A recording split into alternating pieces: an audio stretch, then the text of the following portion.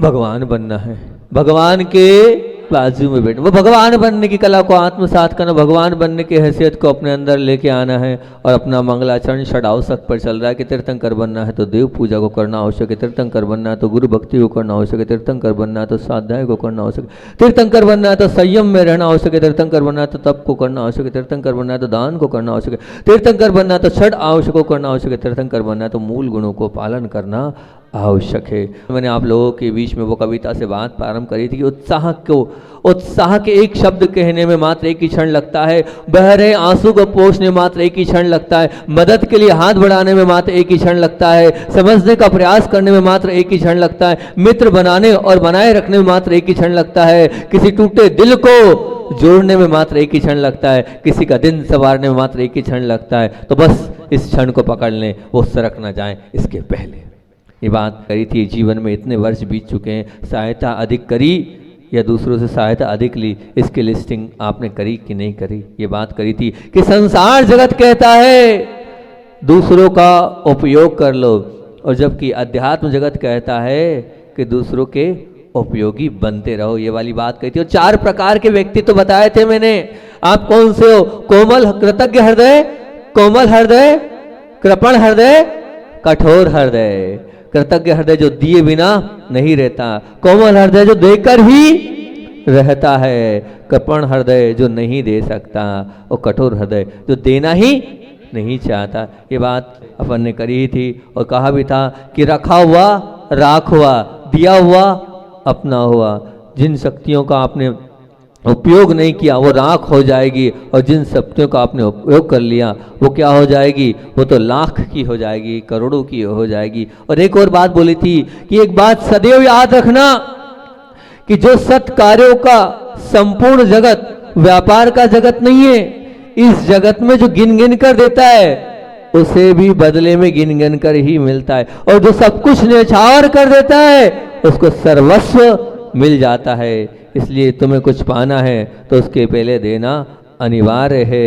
और एक अंत में इतनी सी बात बोली थी कि सूर्यास्त के पश्चात भी एक छोटा सा दीपक भी उजाला करता है, इसलिए कम से कम दान से जुड़ जाना, छोटा सा दान देना, लेकिन दान से अपने आप को जोड़कर अपने जीवन को कृतार्थ कर लेना। मैंने बहुत सारी बातें 3 प्रवचन दान के ऊपर कर दिए। थोड़ा बहुत मन तो आपका पिघला होगा और दान के प्रति उत्साह तो आपका शायद जागा होगा, और नियम भी शायद सब लोगों ने ले लिया, कुछ ना कुछ तो देंगे, पर जितना दे सकते हैं हम अपनी कैपेसिटी के अनुसार से दें। बात करनी है कि षड आवश्यक की बात चल रही है, और 6 आवश्यक आपके तो हमने आपको बता दिए, लेकिन मुनियों को भी आगात करने के लिए 7वें नंबर का बिंदु हमने दे दिया था कि तीर्थंकर बनना है तो मुनियों को षड आवश्यक को करना भी आवश्यक है। ये मुनियों की षड आवश्यक की बात आप लोगों के बीच में रख रहा हूँ, हालांकि आउट ऑफ कोर्स है आपके लिए, लेकिन नहीं, आउट ऑफ कोर्स क्यों है? आज नहीं तो कल क्या आपको माता जी नहीं बनना? आज नहीं तो कल क्या आपको महाराज नहीं बनना? बनना है ना, तो बनना है तो सुन तो सकते हो ना। तो आचार्य श्री जी कहते थे कि जैसे परीक्षा में कुछ प्रश्न करना अनिवार्य होते हैं, बिल्कुल करना ही पड़ेगा, उसके बिना आपका काम नहीं चलेगा, इसी प्रकार से साधुओं के लिए षड आवश्यक करना जरूरी है, अनिवार्य। इतनी कहना चाहिए श्रावकों के अंदर इतना समर्पण नहीं षड आवश्यक के प्रति, जितना मुनियों को करना ही पड़ता है। अगर षड आवश्यक समाप्त, सब कुछ समाप्त, ये मान के चलना। इसलिए आचार्य भगवान ने षड आवश्यकों को बहुत ज्यादा महत्व दिया है। और पूज्य गुरुदेव तो कहते थे, क्या कहते थे, बहुत काम की बात बोलते थे कि सामायिक सबसे ज्यादा महत्व दो। जिस साधु की सामायिक अच्छी हो गई उसने सब अच्छा कर लिया। सिर्फ एक ही चीज, मात्र एक ही चीज, सामायिक, उसमें सब समाहित है। सामायिक मतलब एक ऐसी चीज है कि जीवन में आने वाली हर विषमता के बीच में अपने हृदय के अंदर समता का गुंजायमान होना, वो सामायिक कहलाती है। समता को धारण करना वो सामायिक कहलाती है। समता किस में? सुख में भी और दुख में भी, लाभ में भी, हानि में भी, मान में भी, अपमान में भी, जय में भी, पराजय में भी, शत्रु में भी, मित्र में भी, हर स्थिति हर परिस्थिति में साम भाव रखना, यही कहलाती है सामायिक। आप लोग समझते हो महाराज जी 3 टाइम सामायिक करते, उस सामायिक की बात यह नहीं करिएगी, ये बात की बात है, ध्यान रखना। हमारा जो मूल गुण है ना, वो कौन सा है?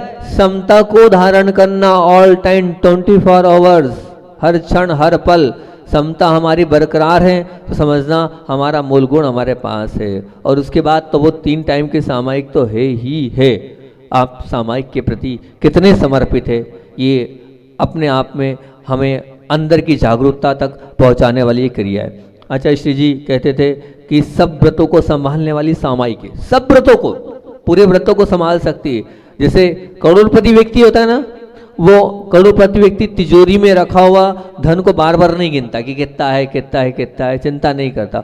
उसी प्रकार तिजोरी की चाबी उसने संभाल ली, सब संभल गया, क्योंकि तिजोरी की चाबी तो उसके पास है, अब कौन क्या लेगा, कोई बर्बाद नहीं कर सकता है, सब हमारे पास है, क्योंकि तिजोरी की चाबी है। जब चाबी सुरक्षित तो सारी संपत्ति सुरक्षित।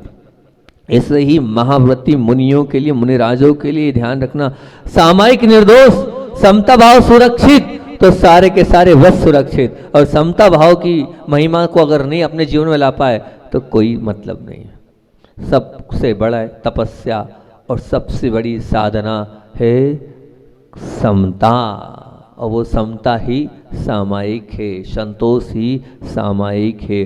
ध्यान रखना, जो वास्तविकता में सामायिक जिसके जीवन में आ जाती है, उसके जीवन में मैत्री आ जाएगी, उसके जीवन में करुणा आ जाएगी, उसके जीवन में मुदिता आ जाएगी, उसके जीवन में सहिष्णुता आ जाएगी।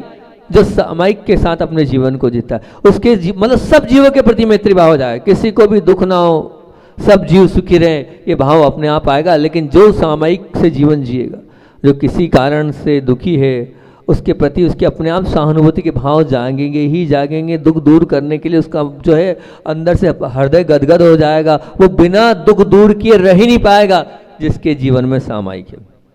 और जो सामायिक का धारी है, वो गुणवानों के प्रति तो और मुदित भाव से, हर्ष और प्रमोद भाव से जुड़ता चला जाएगा। वो लाइन आती ना, मुझे बहुत अच्छी लगती है, वो हमेशा गुनगुनाता हूँ मैं, गुनी जनों को देख हृदय में मेरे प्रेम उमड़ आए।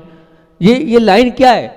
जो समता को धारण करता है वो गुणी जनों को देखने के बाद प्रेम उमड़ जाना चाहिए, अंदर से जो है अहोभाव हो जाना चाहिए। लेकिन क्या है, थोड़ी सी मेरी अपेक्षा पूरी नहीं हुई, थोड़ी सी मेरी भावना पूरी नहीं हुई, और फिर हम जो है जरा से में सामने वाले से रूठ जाते हैं, जरा से में सामने वाले से जो है उनको हैरान परेशान कर देते हैं।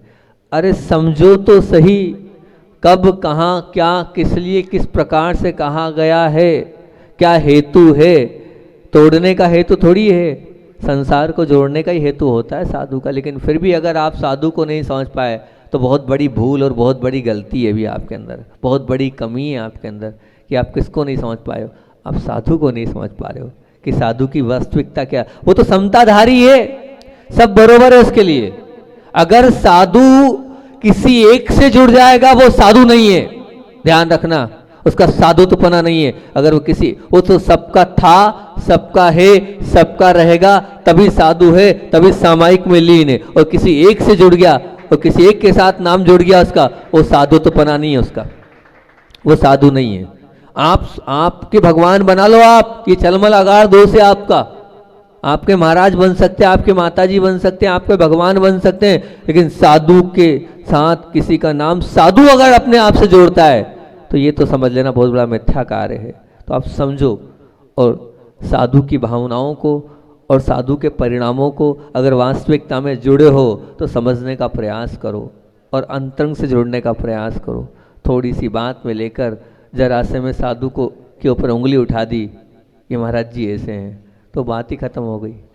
तो फिर तो आपने ये समझ लेना क्या क्या समर्पण है आपकी, क्या आस्था है आपकी, क्या भक्ति है आपकी, क्या अंदर से आपने देखा और क्या किया अभी तक, कुछ नहीं किया है। इसे छोटी सी बात को लेकर बैठे मत रहो और अपने आत्मा को और अपने परिणामों को निर्मल लाओ और अपनी आस्था को दृढ़ करो, तभी हम अपने आप का कल्याण कर पाएंगे। क्योंकि जो साधु है वो तो निश्चित रूप से समताधारी होते हैं, कैसी भी परिस्थिति हो उनके अंदर सहिष्णुता बनी रहती है। और जब सहिष्णुता है तो सदैव क्षमा भाव उनके साथ शामिल ही रहता है। जो साधु होता है वो क्षमा भाव के धारी होते ही होते हैं, क्षमा उनके जीवन में आती ही आती है। नहीं तो क्षमा अगर नहीं है तो साधुत्वपना नहीं।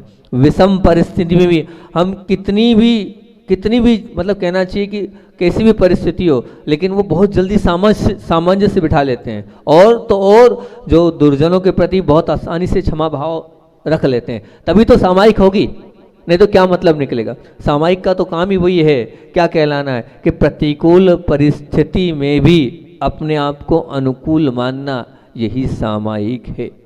और ये सामायिक तो है ही, समता रूपी संतोष रूपी सामायिक तो है ही, जिसे जीवन में लाना ही लाना है। साथ साथ में तीनों टाइम की जो सामायिक है उसको भी विधि पूर्वक हर परिस्थिति में सामायिक को करना चाहिए। वो होगी तब समता भाव आएगा, ध्यान रखना। अगर 3 टाइम मेडिटेशन हमारा नहीं होगा, 3 टाइम हम कम से कम 1-1 घंटा मिनिमम 50 मिनट नहीं बैठेंगे, 48 मिनट नहीं बैठेंगे, कोई मतलब नहीं है। बाकी सब दंड फंद कर लें, लेकिन वो 48 मिनट तो भगवान जैसे आपको बैठना ही पड़ेगा। सब काम छोड़ दो।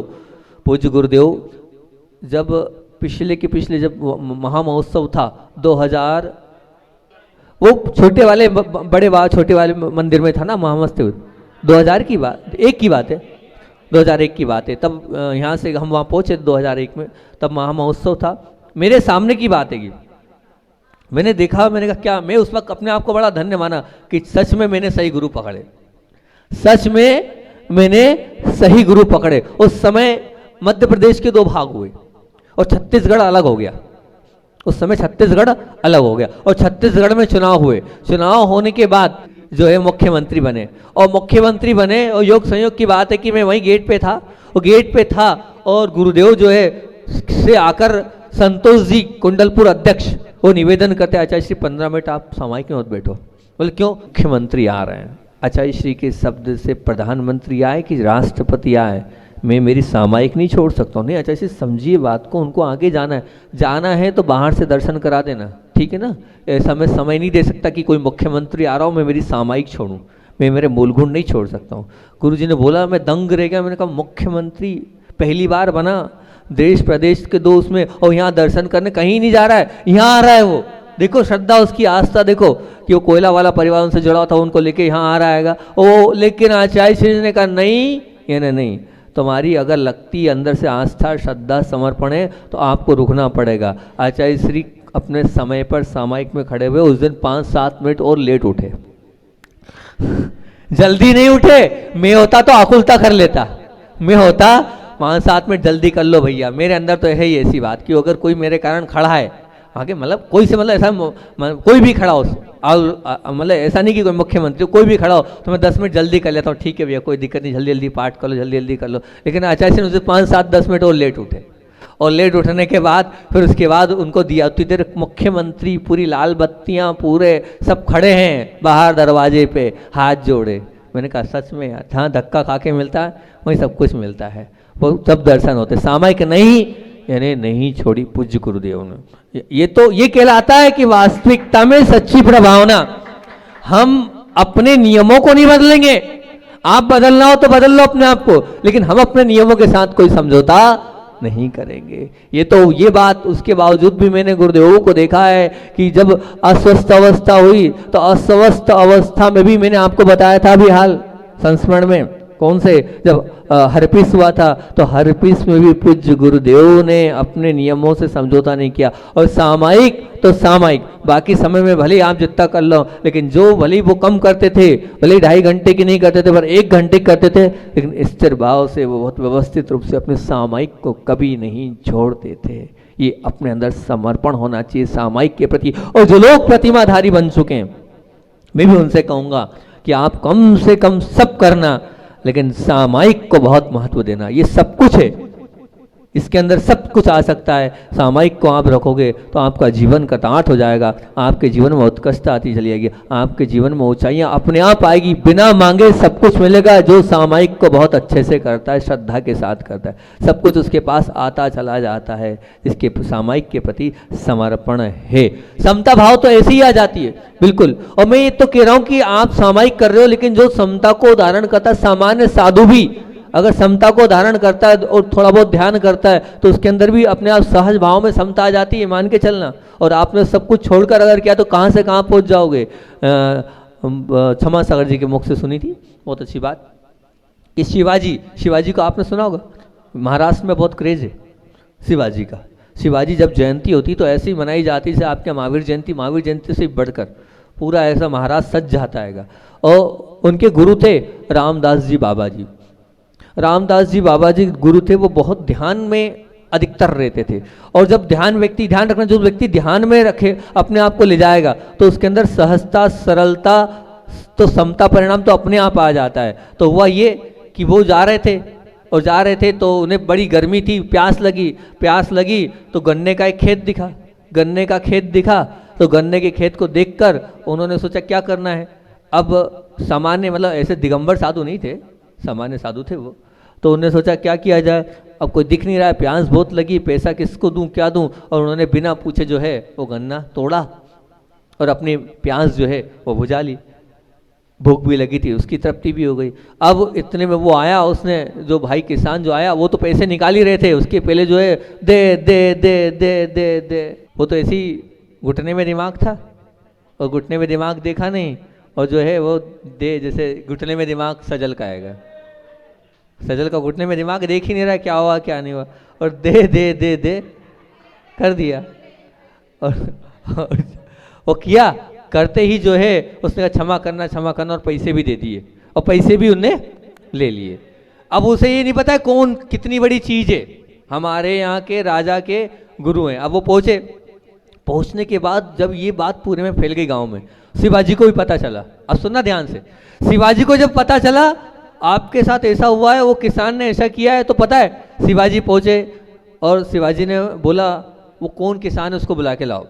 अब इधर शिवाजी चरणों में बैठे हैं और वो गुरुजी कहाँ हैं, कहाँ बैठे, सिंहासन पे गुरुजी बैठे हैं, चरणों में शिवाजी बैठे हैं, बाजू में सब लोग बैठे हैं। जैसे ही वो किसान देखता है वो तो हैरत, क्या ये क्या है, ये क्या दृश्य, हमारे यहाँ का राजा इनके चरणों में बैठा जिनको अभी पीटा है मैंने सुबह सुबह है। वो घबरा गया एकदम, और घबराते ही जो है वो पता, वो क्यों, तुमने क्या किया, तो बोले स्वीकार कर लिया ऐसा ऐसा किया। बोले अपराध भी अब गुरु महाराज देंगे, हमारे रामदास जी नाम था उनका गुरु महाराज का।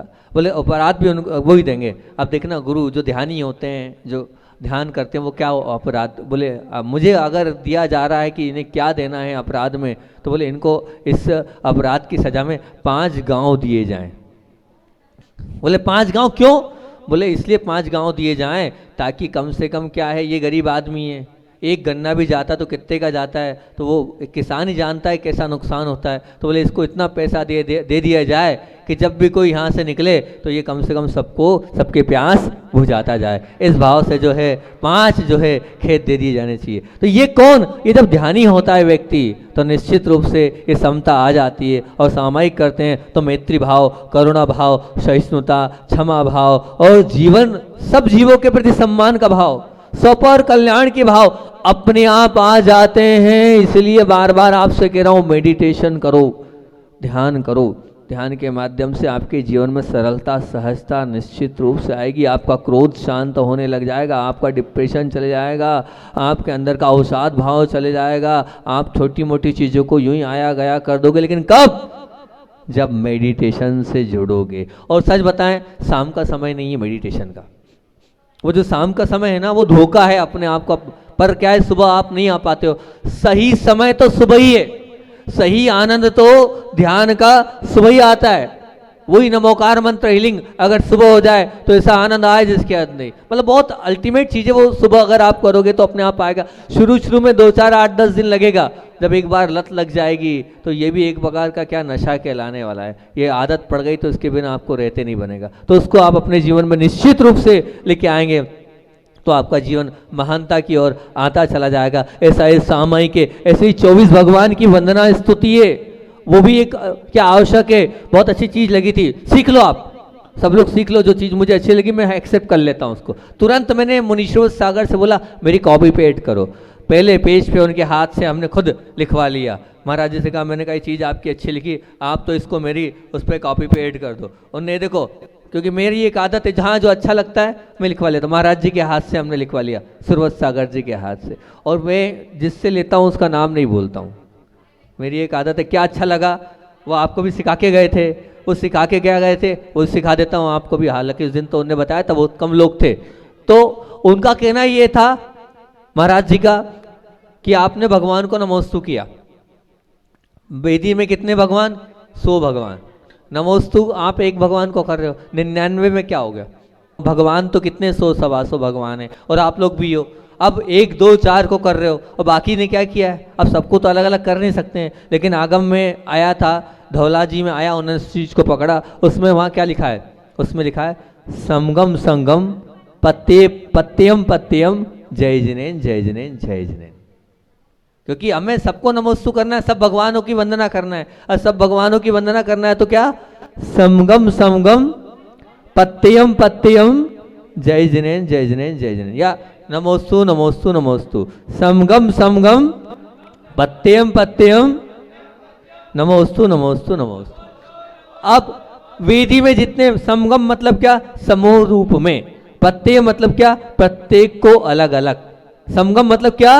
समूह रूप में। और पत्ते पत्ते मतलब प्रत्येक को अलग अलग, समूह रूप में होने के बाद भी प्रत्येक को अलग अलग हमारा नमोस्तु नमोस्तु नमोस्तु ये होता है। फिर से बोलूं, समगम समगम पत्यम पत्यम, मतलब समूह रूप में प्रत्येक को अलग अलग हमारा नमोस्तु नमोस्तु। ये आपको रोज मंदिर में बोलना चाहिए, ये आपको रोज जय जिनेन करते बोलना चाहिए। बोलो सब लोग, समगम समगम पत्यम पत्यम नमोस्तु नमोस्तु। तो इसमें क्योंकि देव वंदना कर रहे हो और सबकी वंदना करना है, 24 भगवान की स्तुति करना है और सबकी वंदना करना है, तो सबकी वंदना हो जाए, सबको नमोस्तु पहुंच जाए, तो इस एक वाक्य में आपको सबका नमोस्तु और सबका अभिवंदन अपने आप ही पहुंचता चला जाता है। 5 मिनट चला जाता है। फिर बोल दिया है कि किए गए अपराधों को स्वीकृति का नाम ही प्रतिक्रमण है, और आगामी काल के अपराधों के प्रति निवृत्ति का नाम प्रत्याख्यान है। क्या बात बोली है कि किए गए अपराधों की स्वीकृति का नाम प्रतिक्रमण है, और आगामी काल के अपराधों के प्रति निवृत्ति का नाम क्या है? प्रत्याख्यान है। जैसे गलती करने के बाद माँ पूछती है कि तुमने गलती की है, तो वो कह देता है कि हाँ मैंने गलती की है, मुझे क्षमा कर दो। तब माँ कहती ठीक है क्षमा तो कर रहे हैं, पर पहले ये बताओ ऐसी गलती आगे तो नहीं करोगे? तो बच्चा तुरंत कह देता है नहीं मैं नहीं करूँगा, अब ऐसी गलती आगे नहीं कर। बस ऐसा ही आचरण मुनियों का होता है, बालकवत अपनी गलती को स्वीकार कर लेते हैं, और गलती कर देना तो मानव का स्वभाव है, और उसके बाद कहते हैं अब बस आगे नहीं करूँगा, मुझसे गलती हो गई है। ऐसी ये प्रतिक्रमण की क्रिया है। इसको भी मैंने आप लोगों से बताया था कि प्रतिक्रमण क्या है, किस प्रकार का है। उसके बाद कायस्तर, क्योंकि मैं चाह रहा हूँ इस प्रवचन श्रृंखला खत्म करना है और आगे एक नई प्रवचन श्रृंखला चालू करने का भाव है, तो कल तो बहुत ही सुंदर प्रवचन श्रृंखला करना है, वो है पूज्य गुरुदेव के ऊपर पूरी प्रवचन श्रृंखला रहेगी। वो कौन सी? मार्ग प्रभावना पर। उस पर आपसे मंगलाचरण तो कल करूंगा, अभी से नहीं खोल रहा हूँ उस मंगलाचरण को, बहुत मुश्किल से मंगलाचरण तैयार हुआ है उसका। ये देखो मंगलाचरण सबसे ज़्यादा मेरी मेहनत काय में होती है पता है? सिर्फ मंगलाचरण। वो 8 बिंदु जो होते हैं मेरे तीर्थंकर बनना है, आगे अभी नहीं खोलूंगा, कल बताऊंगा। क्या वो मंगलाचरण कल का रहेगा? वो 8 मंगलाचरण 8 दिन, 8 मंगलाचरण में कितने दिन लगेंगे तो मैं नहीं जानता। तो आज तो कायोत्सर्ग का अगली बात है। कायोत्सर्ग अर्थात तन मन वाणी सभी को विश्राम देकर निश्चित समय के लिए शरीर से निष्प्रह होना, ये परमेष्टि का स्मरण करना, ये कायस्तर कहलाता है। श्वास स्वाध्याय, समय प्रतिक्रमण में, स्तुति में, वंदना आदि में, आगम में जितना कहा है उतना ही, पहले भी बताया था, सुन लो ध्यान से। 25 और 27 श्वास का क्रम आया है, 54 और 108 श्वास की गिनती आई है। कायोत्सर्ग में अपनी आठवीं जातवीं श्वासों को देखना, और उसमें भले आपने पंच परमेश्वर को ऐड कर दिया, नमो यंत्र नमो सिद्धार्थ नमो नमो जान नमो, ये जो अपन कर रहे हैं ये नहीं है कायस्तर, ये नहीं है कायस्तर आगम में। जो 9 बार नमोकांत मंत्र आप पढ़ रहे हो, आगम में उसको कायस्तर की उपमा नहीं दी है। श्वासोश्वास की गिनती को कायोत्सर्ग में रखा है। श्वास का आना और जाना उसको गिनना एक बार, ऐसे कायोत्सर्ग कहे गए हैं। उससे आपको जुड़ना चाहिए, वो कहलाता है कायोत्सर्ग। लेकिन वो परंपरा ही खत्म हो गई। अब तो 9 बार नमोकार मंत्र पढ़ना यही परंपरा रह गई है। लेकिन आगम से इसको आप मानना, ये आप अपने आप को पंच परमेष्टि में लगा रहे हो। लेकिन शुद्ध कायस्तर तो ना उंगली हिलना है ना हाथ हिलना है। 32 दोष हो जाते हैं, उंगली चला दी, ये कर लिया, माला फेर ली, ये सब कायस्तर के दोष है। इन सब को दोष को टालकर कायस्तर करना चाहिए। बस इसी प्रकार शरीर से ममत्व तो छूट जाना चाहिए। और जो मैं आपको मुद्रा बताता हूँ, इस मुद्रा के साथ श्वास आ रही है, श्वास जा रही, 1 दो। अब उसमें हम नमो यंत्रणम में लेना, जो आजकल मैं नमोकार मंत्र में सिखा रहा हूँ, सिद्धाणम में छोड़ना, नमो हरिणम लेना, ऐसा कर सकते हो, करने में बाधा नहीं है, पर गिनती श्वासोश्वास की ही आती है, श्वास को गिनने का ही आगम में उल्लेख है, ये मान के चलना। तो कम से कम इतना तो नियम ले लो, आज आप सुन रहे हो प्रवचन कि एक कायोत्सर्ग हम करेंगे, कैसे? श्वास लेना और छोड़ना। कितनी बार का? 27 बार का ले लो, 27 बार श्वास आना और जाना देखना है हमें। क्या करना है? श्वास एक बार ली, छोड़ी, एक, ऐसे 27 बार लेना छोड़ना हमें करना है। ये दूसरी चीज, आज आपको कायस्तर की 32 दोषों को टालकर अगर आपने कायस्तर कर लिया तो सचमुच में बहुत अच्छा हो जाएगा। और अंतिम बात खत्म कर देता हूं, ताकि कल नहीं प्रवचन श्रृंखला चालू कर दूंगा, कि तीर्थंकर बनना है तो मूल गुणों को पालना आवश्यक है। वास्तविकता में अगर भगवान कौन बन सकता है? जो मुनि बन सकता है वही भगवान बन सकता है। मूल गुण शब्द ही कह रहा है कि जो मूल है, जिसके बिना मोक्ष मार्ग का रास्ता मिलता ही नहीं है, वो है मूल गुण। उसको मूल गुण की उपमा दी गई है। और 28 मूल गुणों का समझ लेना चाहिए कि 28 मूल गुण को जीवन का आधार मानने वाले साधु ही चलते फिरते तीर्थ के समान पूजाते हैं, और कोई नहीं पूजाता है। जो 28 मूल गुण को बहुत अच्छे से पालता है उसकी पूजा अपने आप होती है, उसको प्रभावना करने की आवश्यकता नहीं है, अपने आप प्रभावना होती चली जाती है। बस वो अपने मूल गुण को अच्छे से पाले और ज़्यादा नहीं। अपने आप को झांक कर देख ले, अपने आप दुनिया उसकी ओर झांकेगी, जरूरत नहीं पड़ेगी उसको दूसरों को झुकाने की। अपने आप वो अपने को झांकेगा, दुनिया उसके आगे झुकेगी। क्या बोल रहा हूं? वो अपने आप को झांक लेगा, दुनिया उसके आगे झुकेगी। बस वो 28 मूल गुण अच्छे से पाल ले, उसके अलावा और कोई शर्त नहीं है, और कोई बात नहीं है। और जिसके पलते हैं उसका तो आप देख लेना, अपने आप सब अच्छा होता चले जाता है। पूज्य गुरुदेव को देखना, उन्होंने क्या था, उन्होंने अपने जीवन में सिर्फ 28 मूल गुण को ही महत्व दिया था। बाकी उत्तर गुण, कोई ज़्यादा उपवास, कोई ज़्यादा तप उन्होंने नहीं किए, सिर्फ 28 मूल गुण ही बहुत अच्छे से पाले। तो 28 को जिन्होंने पा लिया वो इस संसार के भावलिंगी मुनित्व की उपाधि से विभूषित हो जाते हैं। ये निश्चित मान के चलना, हम भी वैसे ही बने, क्योंकि आचार्य श्री जी का तो हर उपदेश, हर वचन, हर संबोधन, हर मार्गदर्शन मात्र और मात्र 28 मूल गुणों के लिए रहता था, कि बस 28 मूल गुण हम अच्छे से पालकर अपने जीवन को बहुत अच्छा और बहुत महान बना सकते हैं, अपने जीवन को बहुत अच्छे से कर सकते हैं। आचार्य भगवान की बात को बोलकर मैं अपनी बात को विराम करूंगा। क्या बात है आचार्य भगवान की, कि आप लोग जैसे यहाँ बैठे तो हो ना, लेकिन आप बोल रहे हो नहीं समझ में आ रहा है, तो आचार्य श्री जी बार बार